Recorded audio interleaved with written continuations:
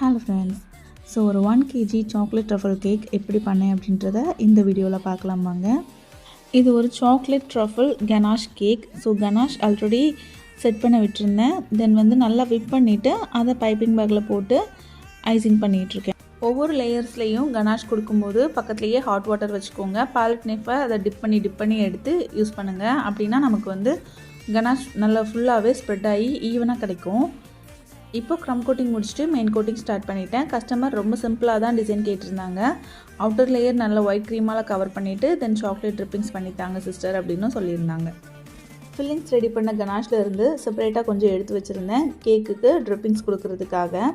So அதை கொஞ்சம் reheat பண்ணிவிட்டு கேக்கோட டாப்பில் விட்டு அதையே ட்ரிப்பிங்ஸ் மாதிரி கொடுத்துக்கிறேன். தென் டாப்லேயும் ஒரு சின்ன ஸ்பைரல் டிசைனும் கொடுத்துக்கிறேன். கேக்கோட டாப் ரொம்ப எம்டியாக இருக்குது. பிகாஸ் கஸ்டமர் வேர்டிங்ஸ் எதுவும் வேணான்னு சொல்லியிருந்தாங்க. அப்படின்றதுனால கொஞ்சமாக சாக்லேட் கார்னிஷஸ் கேக்கோட டாப்பில் அரேஞ்ச் பண்ணி வச்சுக்கிறேன்.